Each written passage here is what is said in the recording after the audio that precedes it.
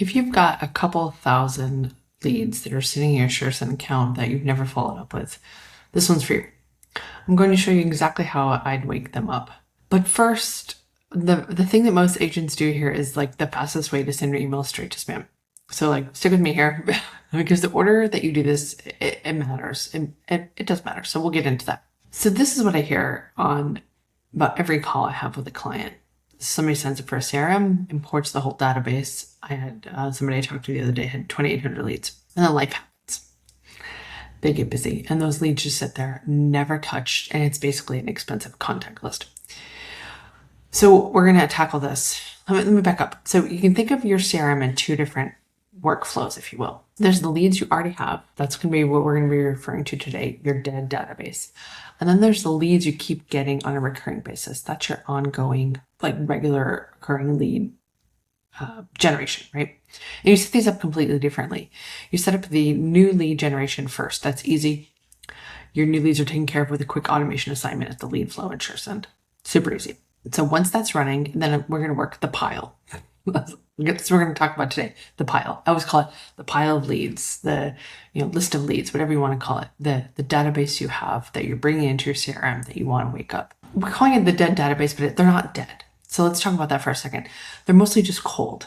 So people move on a 7 to 10 year cycle. So the person who ghosted you 18 months ago might be ready now. We've had clients tell us it took over a year and a half of staying in the inbox before a lead finally replied. Your database is a gold mine. You just got to mine it the right way. So let me pull up the screen share. And so the temptation is, let me go back into pull up all people. Okay. So the temptation is select all, let's say 2,000. I won't have 2,000, but like we'll pretend that's the example we're working on. And you blast everyone a text and an email and done. Don't do that. That's what I don't want you to do. One, you blast people. Your sender reputation tanks for your email. And now good emails stop getting delivered. Two, texting cold leads is even worse. If they never opted into texting from you, and old leads sometimes did not, right? Depending on where you got them from. Or it's been so long ago, they don't recall opting into communication from you. So now your cold lead drip is how you get marked as spam, and it's dangerous and it's hard to recover from. So you got to be a little more strategic in that. So warm them up with an email. If they respond, then you can nurture them with texting, but don't just blast off hundreds of text strips. So email only, small batches, warmest first. So let me show you how to do this. We call it the warmest of the cold. So the warmest in your pile, the warmest in your dead database. So the warmest of the cold, not all 2,000, is people who show some sign of life. We want to have something we can attach to, something that we can say, these people have open emails or I had a communication with, something like that. So we're going to go to all people. We're going to filter. So we're going to do filters. And let's add in stages. Like let's say you have all your stages. Stages include lead and nurture. And those two stages is where your leads are going to exist. We'll add another filter for, let's say, it's not going to work for me, but because I don't have an integrated account. This is a demo account. You could pull up last activity. You could pull up a last call, last communication, something like that. So I'm going to see what will work in my demo account. Let's say last communication. Let's do relative date, and this will be different for each account. So let's say yours is was less than 1, and let's do year and apply that. Okay, I have 14. We'll just pretend it's 1,400. There again, this is my demo account. So, okay, so I've filtered, right? And if you need suggestions on how to filter that, reach out and I can help you with that. So what we're looking for is people that we haven't touched in a while, but who aren't ancient. Like, so that's why I said, like, you're pulling in somebody who's actually replied or somebody who had a real conversation with them. Those are the best odds. So start with something you can attach to first, not just the coldest of the colds. Find, okay, this is the cold database. Who within that is the most what's likely to respond because they maybe can remember communicating with you. So I want them first. I'll save this as a smart list and call it my reactivation queue. Let's do that. So save as a new smart list. We'll call it reactivation queue. And of course, you can change the visible columns, but we'll just leave it here for this brevity's sake of this video. Okay, so we'll take 14 to 1400. So, and here's a little trick. So you never re-hit the same people. In the automation I'm about to use, the very first step I put in the automation, I added a tag called KTS stale. So we're going to actually go back to the smart list, and we are going to add a condition for, tag, and we are going to exclude any or all, it doesn't matter. We're just doing one, KTS stale.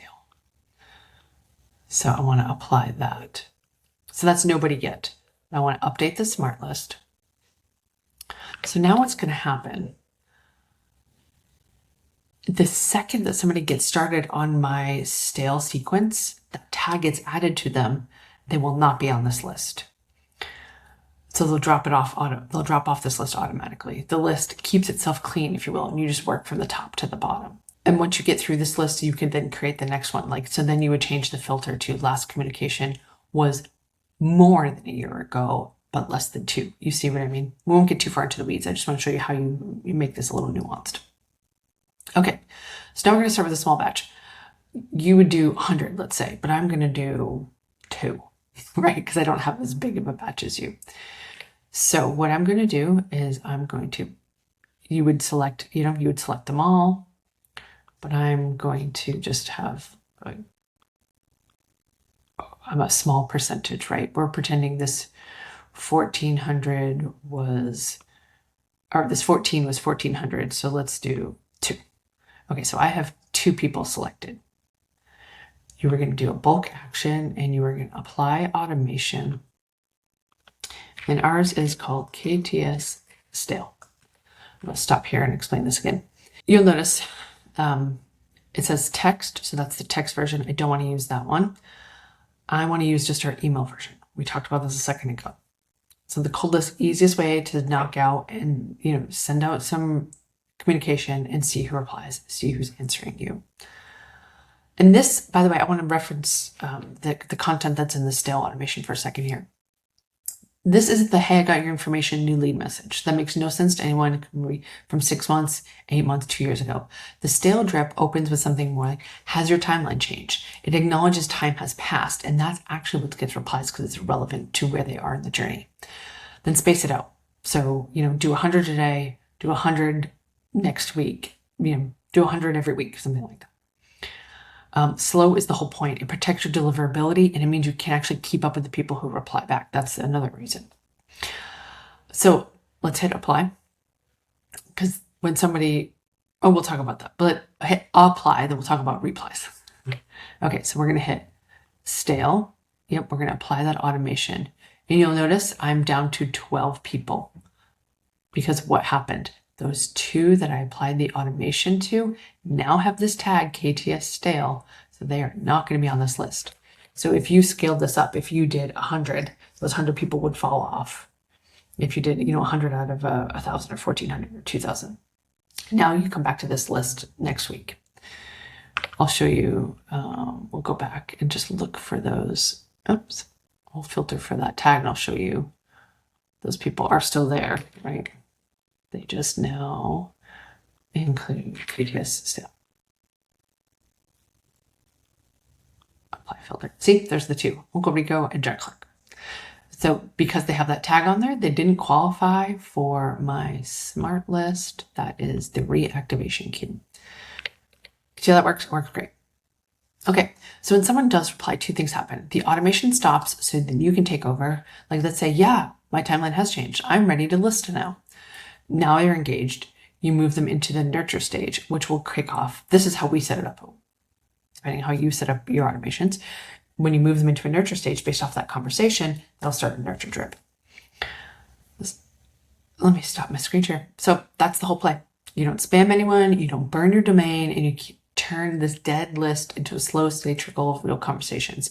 And the stale drip keeps running in the background for months. That's how we set it up. Is it 15 emails over a year? So you stay in the inbox until they're ready. And remember, like, it can take years, months for somebody to reply. And you just have to be there in the inbox when they're ready to reply. If this seems like a lot and you'd rather have us set it up for you, you could learn more about our full SureSend product at the link in the description. And if this saved you a headache, go ahead and drop a comment and let us know.